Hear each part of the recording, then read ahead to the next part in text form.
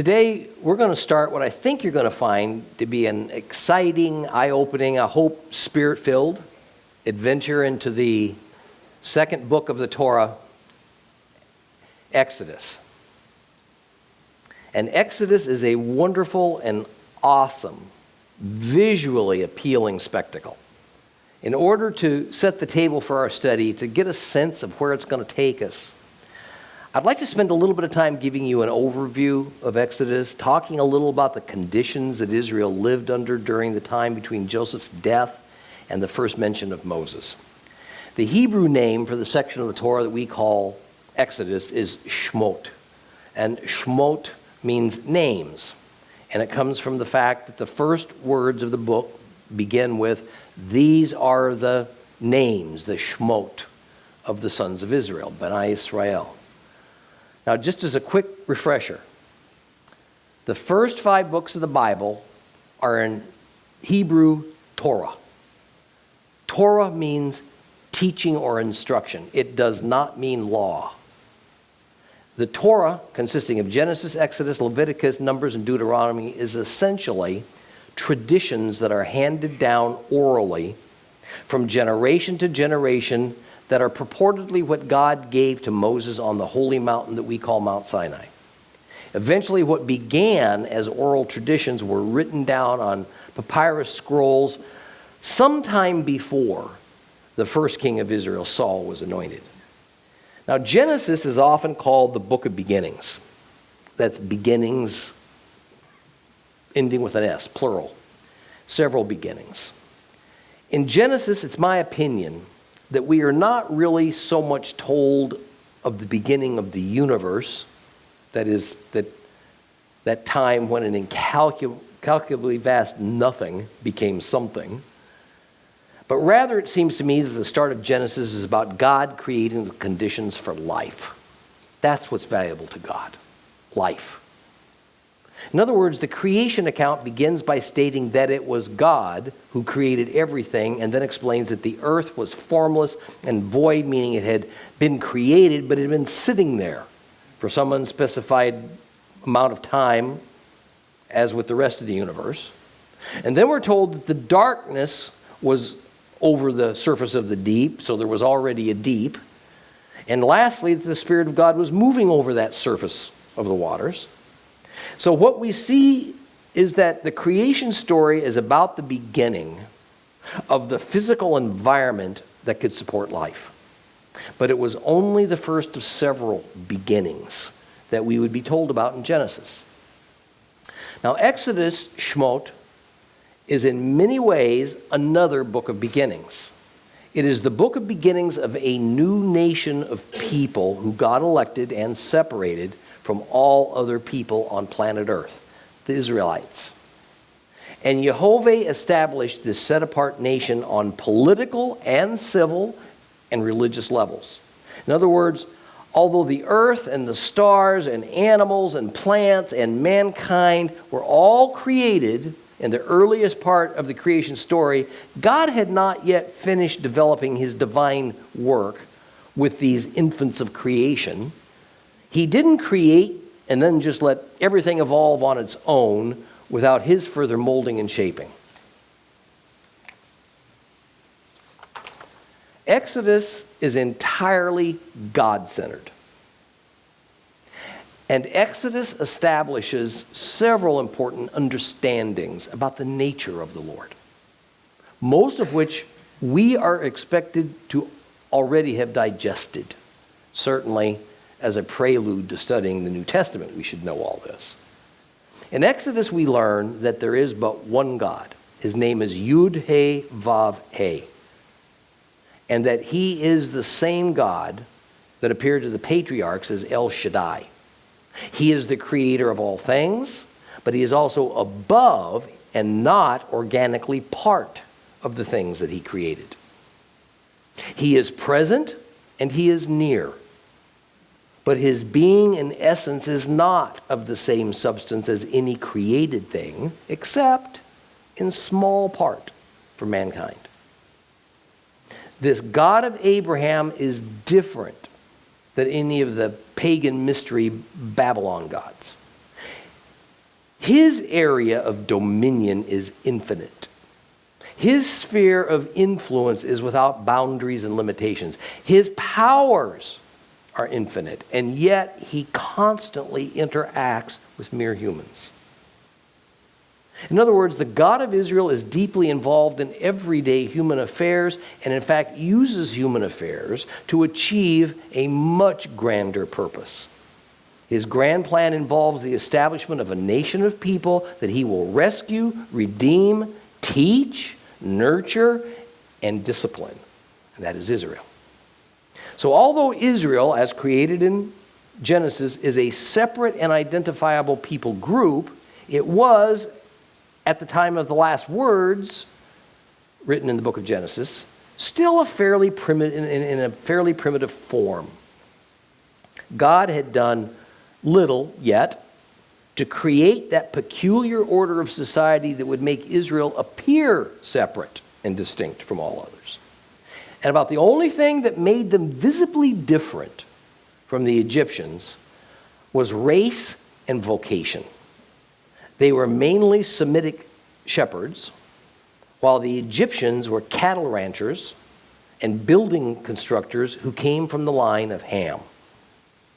Exodus is the section of the Bible where we see another division, election, and separation take place. Israel advances from infancy to adolescence and then grows into a nation of people, maturing from only a group of people.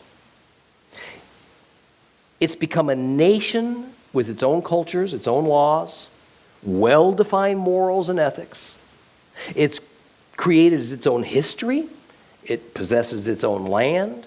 It has its own God who establishes the unchangeable morals and ethics and justice system that Israel is to live their lives by. We will, early in Exodus, be introduced to the principle of Passover. How about that for timing? Yes, Passover is a divine principle, far more than it is merely a holiday to observe. The first Passover was that great and dreadful night when God sent the final plague upon Egypt that caused Pharaoh to loosen his grip on God's people. And it was that plague that resulted in the deaths of every firstborn child all throughout Egypt. However, for those who followed God's instruction to paint the doorposts of their homes with the blood of the Lamb, death passed by. That is, all of Egypt was placed under the death penalty for their rebellion against God and for impeding God's people. But God made provision to exempt those who trusted him from that death penalty. And that provision was by the means of the blood that was spilled from an innocent lamb. And by that blood alone could they be delivered. Here in Exodus, we could not have a more perfect picture in the entire Bible for the purpose of the future Messiah, Yeshua, Jesus the Christ. Now in Exodus, we will also be introduced to a new covenant. Now if you're paying attention to what I just said, your ears should be perking up saying, what? What did he say? Exodus brings us a new covenant?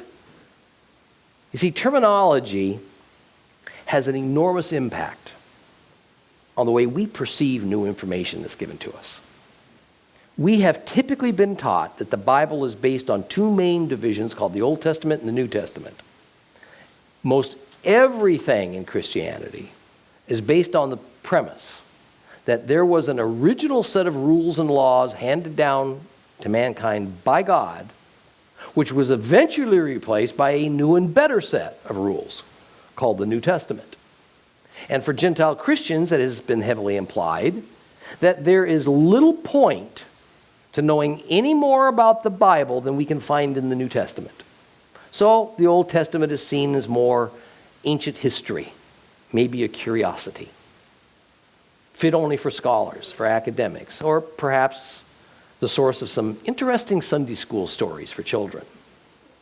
Or it's for people with a lot of time on their hands. Now, those of you who graduated from dissecting the book of Genesis, hopefully, are beginning to appreciate that most of the spiritual principles that we tend to ascribe as originating in the New Testament were already in operation. And we've already found them there in the oldest book of the Old Testament, Genesis. The point's this. We really need to relegate the terms, if we could, Old Testament and New Testament to the waste bin of our vocabulary. We have a Bible, one unified work of God, the Word. And just as God is one, echad, so are our scriptures. Take away the Old Testament, we have half a Bible. Take away the New Testament, we have half a Bible. And when we take away either half, it's not that we lose half the understanding. It's that most, if not all, of what we think we know is actually quite incomplete and skewed. Let me also make the point that the New Covenant and the New Testament are not the same things. The New Covenant is proclaimed in the Old Testament, in Jeremiah 31. The New Covenant is a prophecy of yet another series of covenants that God would make with Israel. Each covenant is necessary and it's important, and each covenant is still valid. The New Testament simply records that the new covenant, as foretold in Jeremiah, came about, and that Yeshua ben Yosef, Jesus, son of Joseph, is the Messiah who brings in the new covenant by means of spilling his atoning blood for our sakes. Indeed, we will see in Exodus that God also gives Moses a new covenant. Not the same covenant as what we call the new covenant, but it was for Moses the latest of a series of covenants that the Lord established to bring about his will. The covenant given on Mount Sinai is that which Christians typically call the Ten Commandments or the law. Yet it consists, as we're going to see in the weeks ahead, of far more than 10 basic laws of God. Now, what we will also be introduced to in this newest covenant, given to Moses, is a new type of a covenant, a conditional covenant, a covenant that's bilateral, a covenant that's based on humans as well as on God, each doing their part. A covenant that is mutual between God and mankind. This is entirely different than the covenant God made with Abraham some 600 years earlier. Because for that covenant, which led to the establishment of what the Bible calls the line of covenant promise, that covenant was unconditional. That covenant with Abraham, Isaac, and Jacob was unilateral. It was one way, not mutual. It all depended on God. Nothing man could do could cause God to pull back from that covenant nor to change it. In other words, the earlier covenants were promises. The earlier covenant was a promise from God to Abraham. Now, this new covenant given to Moses on Mount Sinai in no way replaced the entirely different and older covenant given to Abraham. It was not a newer and better model with all the latest bells and whistles designed to replace the older, outdated one. It was simply another covenant, uniquely distinct in its purpose and in its nature from the one that was given to Abraham.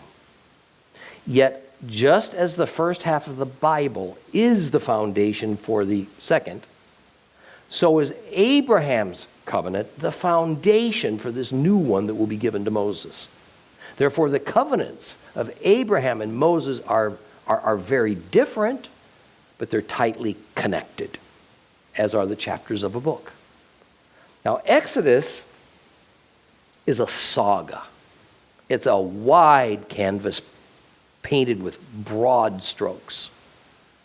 Yet we must not think of it like a secular history lesson. Only events and mental pictures that illustrate and demonstrate divine principles and purposes, that's what's recorded for our study. Therefore, Exodus doesn't give us a great deal of details on happenings and places and people and about all the cultures that are involved. It doesn't describe the magnificent and advanced society of Egypt. It doesn't tell us much about Israel's time there. It doesn't give us precise information on the route of the Exodus. It doesn't tell us much about the Pharaoh of the Exodus, except for some explicit instructions on the building of the wilderness tabernacle and the accompanying rituals. Details are actually in very short supply in Exodus. From the time of the close of the last chapter of Genesis to the beginning of the book of Exodus, we take a leap in time, about 350 years. So from the last word of Genesis to the first word of Exodus, 350 years have passed, silently, as though it didn't really suit God to even bother to tell us much about what went on in Egypt.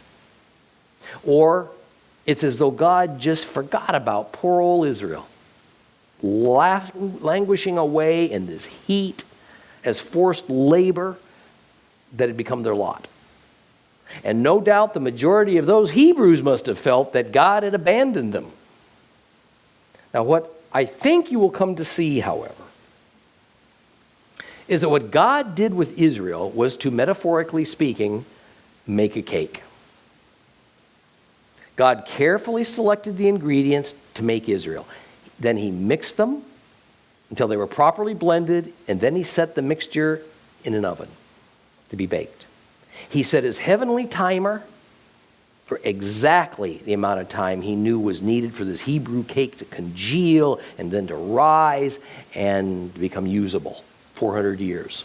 And he waited.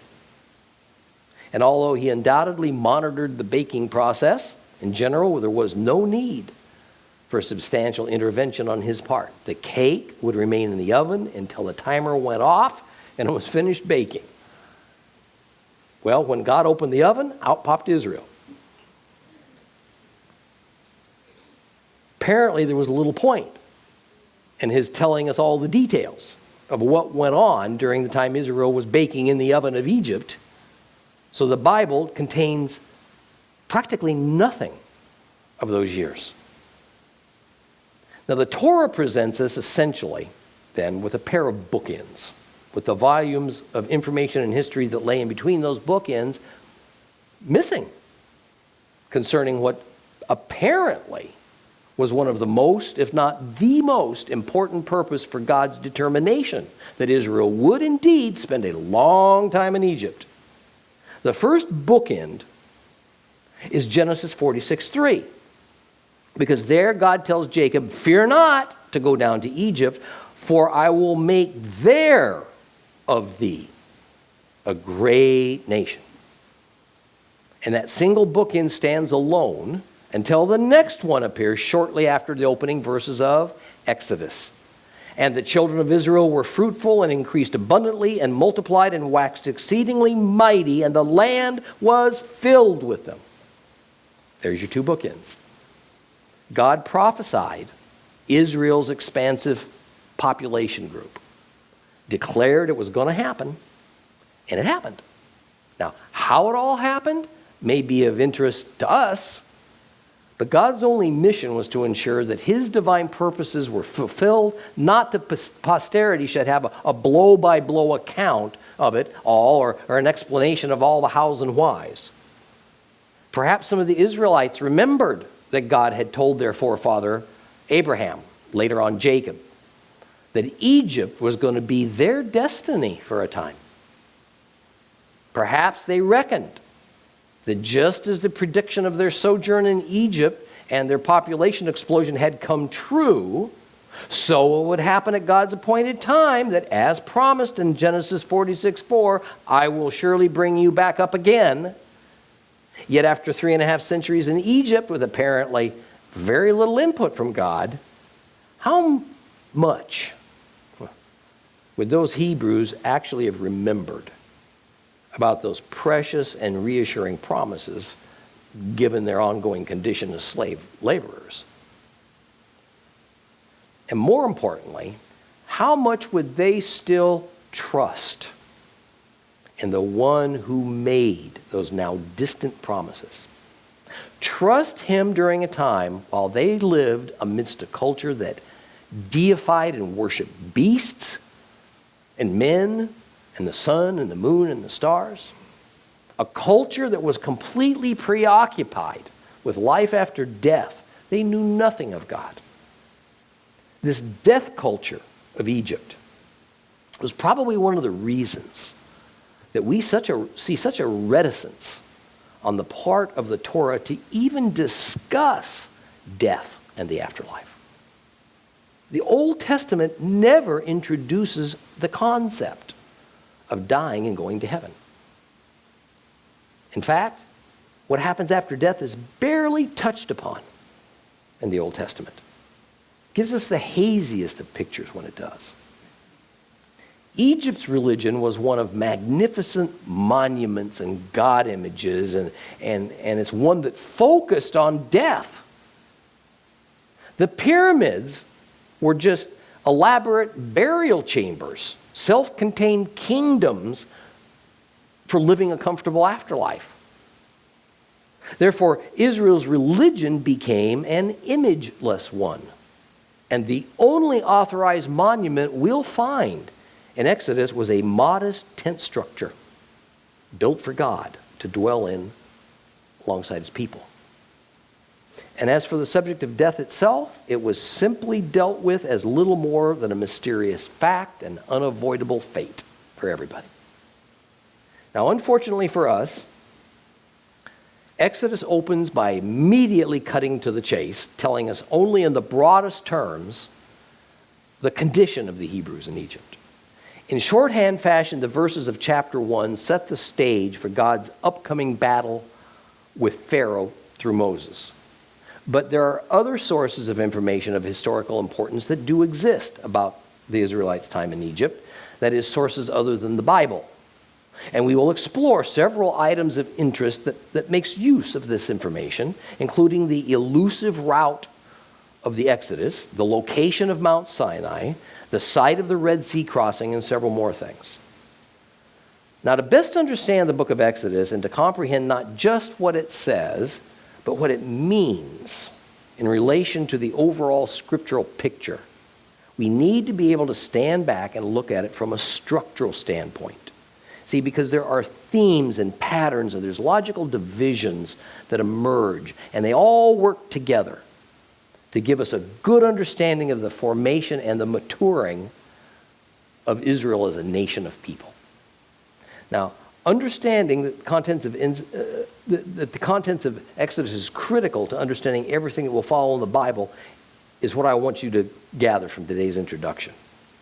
Now, the noted Bible scholar Everett Fox sees 6 divisions within the book of Exodus. Now, I want to say from the outset that just as the standard biblical divisions of Old Testament and New Testament, the 66 name books, all the numbered chapters and verses, that these are entirely man-made and of no spiritual importance. So is this concept of 6 divisions within the book of Exodus. It's all somewhat arbitrary.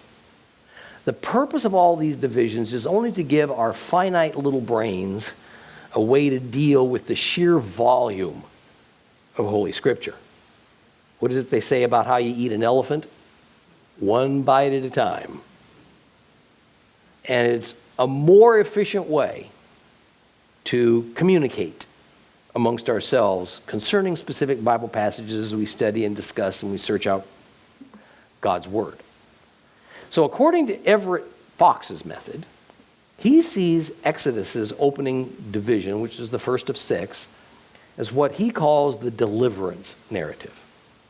That is, God redeems his chosen people, Israel. And these first few chapters are going to review the circumstances and the methods that God used, primarily through Moses and Pharaoh, that would allow this now enormous nation of the Hebrews to leave Egypt at a time when that's the last thing that Pharaoh wanted to see occur.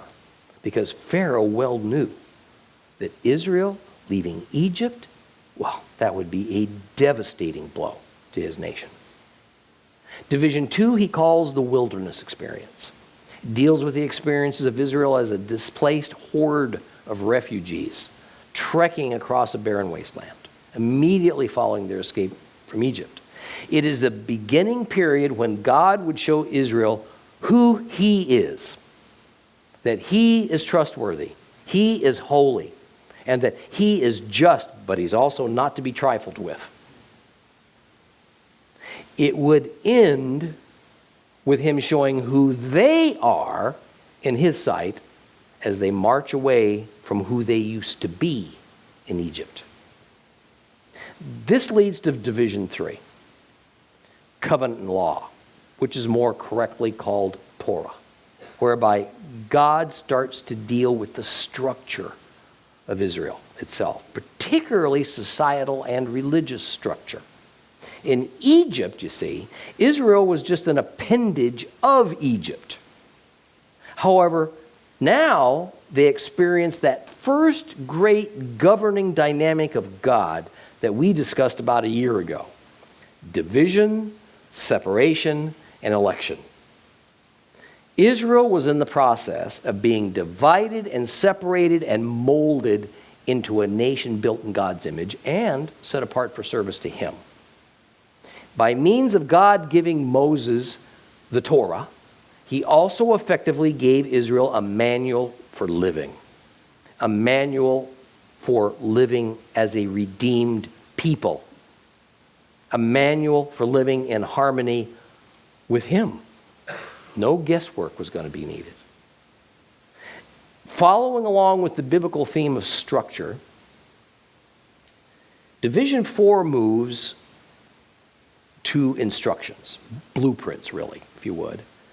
And the blueprints are for the building of a structure and the setting up of a priesthood for service in that structure so that God would tabernacle, would dwell among his chosen people. And that building is what we call the wilderness tabernacle.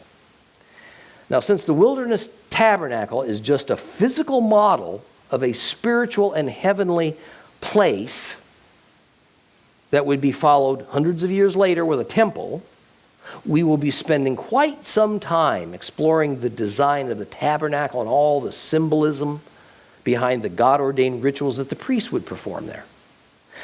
Both the design and the rituals are prophetic as well as symbolic learning devices. And learning about the tabernacle service is going to help us understand much that is hidden from us in the New Testament if we don't first understand the meaning of the tabernacle and its services. This reality particularly applies, by the way, to the book of Revelation. Next, after God has put forth his divinely ordered structure, Division 5 shows mankind responding by implementing their own structure, just the way one would expect a fallen race's concept of structure might proceed. What do they construct? A golden calf. In doing so, they are trying, either consciously or subconsciously, to return to their old and familiar ways in Egypt.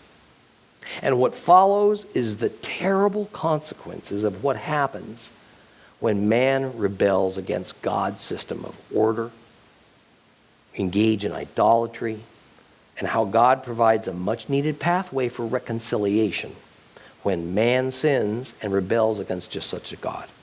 The division of Exodus, Mr. Fox calls appropriately enough, infidelity and restoration. Infidelity and reconciliation. Now, the sixth and final division of Exodus concerns the actual construction of the wilderness tabernacle and then God's inhabitation of that divine structure. Now, I don't think that Everett Fox intended to make any analogies by means of the way that he, I think appropriately, divided up Exodus, but it does provide us with a useful tool to look at how God works. It helps us to visualize patterns that God develops and uses throughout the Bible. And we see this same God pattern emerge in our own personal lives as believers. Deliverance, wilderness experience, receiving the covenant and law, the living Word of God, preparing the tabernacle, us, that God, the Holy Spirit, might dwell within us, our inevitable infidelity against God due to the evil inclinations that are still part of who we are, and then His gracious provision for reconciliation. And then finally, the completion and perfection of the tabernacle that is yet future to us. But beyond this structure of Exodus,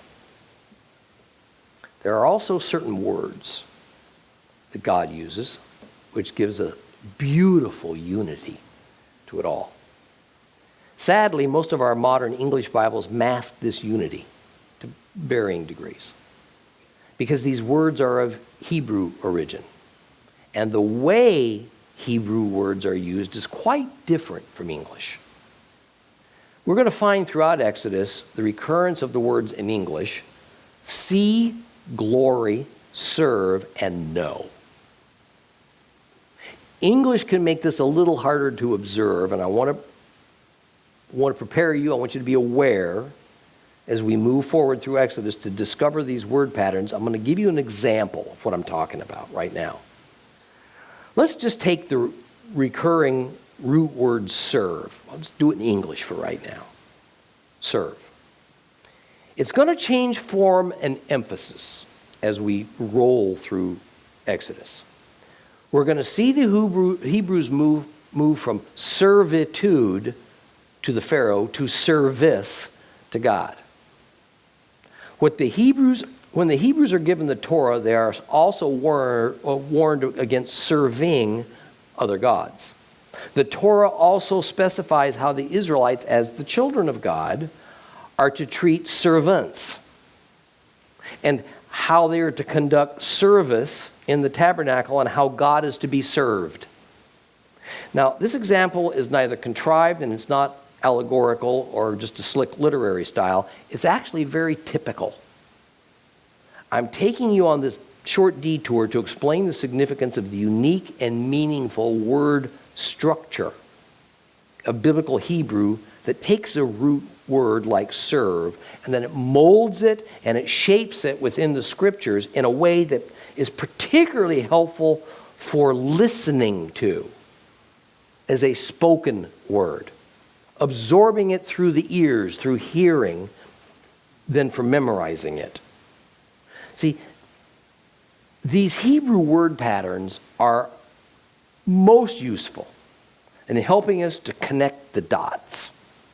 That is, we can follow thought patterns as God weaves and develops His creation in such an organic and intricate way, far beyond human ability to ever even conceive, let alone carry out. One concept is linked to the next, and then the next, and the next, forming a chain. Every tiny step is necessary, no matter how painfully long and drawn out it all might seem to us. And all this is done in the only way it can be done, in order for God to bring mankind from creation to a place of recreation and of a perfect unity with Him, which is what He desires for us and what He's going to do. The foundation and structure of this divine plan and of this unchanging pattern, that's what we're going to find laid out for us in Exodus.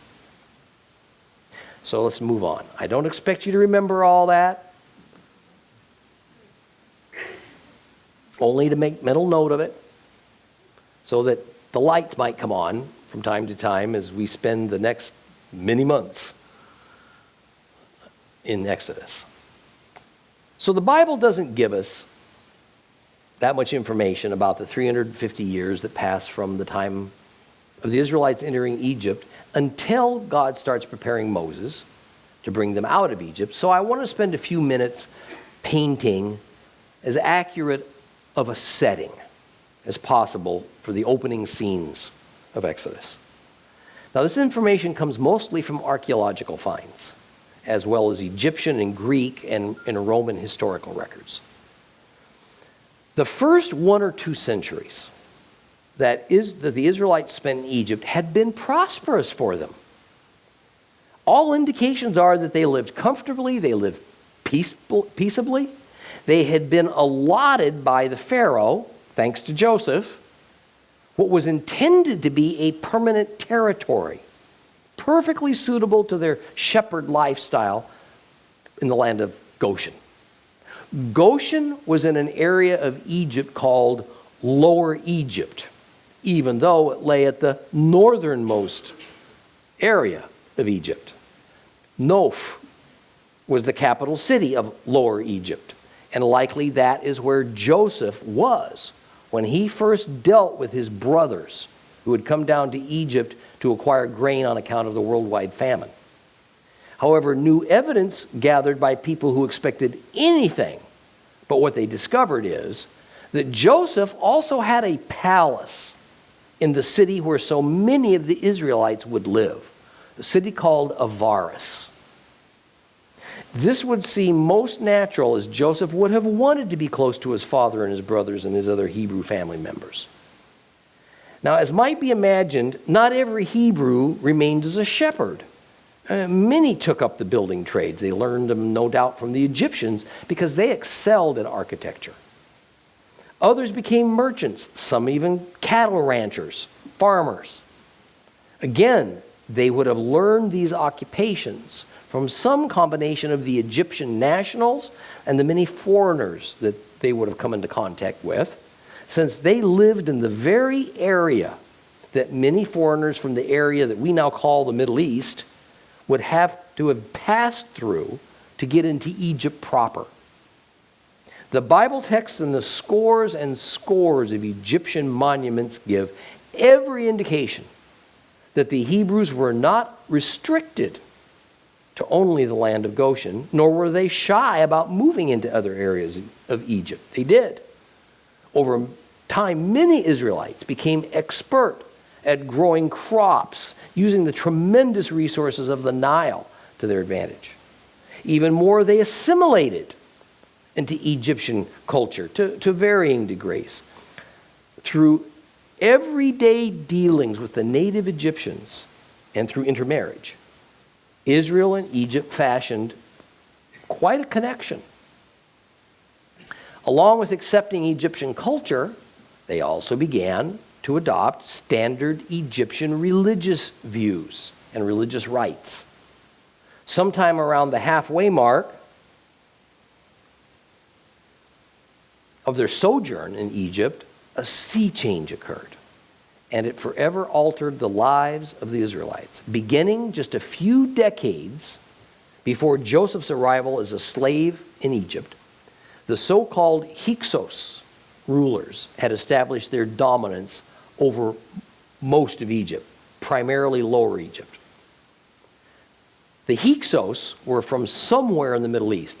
They were Semites, so they were cousins of Israel. And regardless of where they were from, they weren't Egyptians. They were foreigners. And the Egyptians detested being ruled by these shepherd kings, as they were known.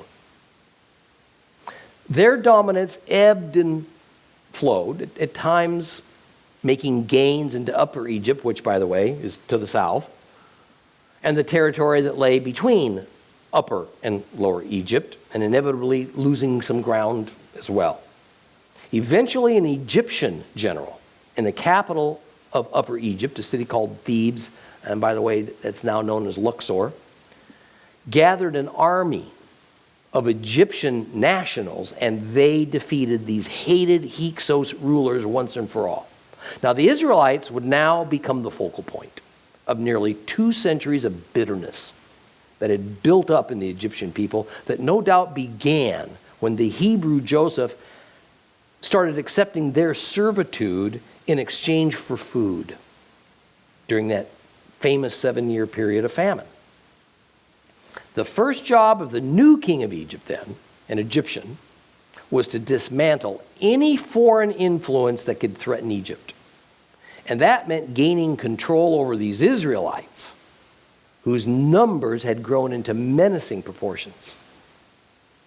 Undoubtedly, the Israelites were the majority people in the Nile Delta areas, but they had also spread out and established themselves in other areas of Egypt. So the political solution was straightforward and very simple. Subjugate them. Make the Israelites into forced laborers. Now, for all practical purposes, we could say that there was a complete and almost overnight reversal of fortunes. The Israelites, who had become wealthy and numerous, they'd attained political clout in Egypt. Well, they were dispossessed. Overnight, they became the lower class. The Egyptians, who had been relegated to a lesser status than the Israelites for so long, they were now in charge. Now, while the idea of slavery is detestable to us, that doesn't necessarily mean, other than for a complete loss of freedom, that the slaves were necessarily poorly treated. In fact, most evidence is that except for their last few years in Egypt, the Hebrews were treated decently enough. We should not think of the Egyptian people as inherently cruel and uncouth. They were a high-minded people with deeply ingrained and refined morals and ethics. They were educated, they were intelligent, they were forward-looking. Besides, what use is a maimed or a dead slave? Well, despite what Cecil B. DeMille told the world in his famous remake of the Ten Commandments, the Israelites did not build pyramids. In fact, by the time of Jacob's arrival in Egypt, the pyramid building era was over. In fact, the Hebrews were not used as human lubricant under the rollers of 30-ton stone building blocks. Their work was as makers of mud bricks. They dug and restored waterways and canals. They helped build the great cities. The Israelites are most identified as the builders of the two great stores cities called Pithom and Ramesses. That's in the northern area of Goshen. And that, of course, is where the great Hebrew enclave of Avaris had been in existence beginning from a few years after the time of Joseph. A stores city simply meant it was a regional supply depot. It was a distribution center. In this case, these cities served both the civilian population and the Egyptian military, and they were strategically located in Goshen because it was the nearest to their eastern border and because that was a great food-growing region. Well, thanks to the brilliance of Egyptian science and culture and art, and the tremendous skill and work ethic of the Israelites, even though it was forced work, Egypt became a world-class society. We could talk for days on end and examine these amazing civil engineering accomplishments of Egypt. That doesn't really fit our purpose. Suffice it to say that the grandeur of Egypt at its peak has not been surpassed to this very day, in my estimation. Well, the backward and poor society that is Egypt today bears no resemblance to the magnificent Egypt that existed in the time of Moses. Now, it is also good as a foundation for our study to understand that Egypt was the breadbasket of the world at this time. And what an irony that is, considering that their annual rainfall is almost non-existent. Rather, it's the function of the Nile that made Egypt such an incredible food machine. See, the Nile would overflow annually. It would deposit rich, fertile silt on the fields that surrounded its banks. Irrigation systems were built since time immemorial to water these fields, even before the time of the Israelites. Canals had been built such that their banks would overflow right along with the Nile's. It was a way to expand the fields well beyond the Nile River, still taking advantage of all of its benefits. Well, sometime late in Joseph's career as the vizier of Egypt, several artificial lakes, reservoirs, were built for water storage. They used it in agriculture for the watering of these growing herds of cattle, which Egyptians preferred over sheep, and for household use for this expanding population of Egypt. In fact, there are waterways in Egypt named after Joseph still in use today, still with Joseph's name attached. I'm going to conclude our introduction to Exodus by saying that at the time of the Israelites in Egypt, it was a land of plenty. It was a land of beauty and art. It was a land to be envied. When in Exodus we find the Israelites complaining of all their discomfort out in the wilderness of Sinai, we also hear them longing for their life back in Egypt. Not the forced labor part, of course, but the certainty of food and shelter and being part of a magnificent and familiar culture. And we will start Exodus chapter 1 next week.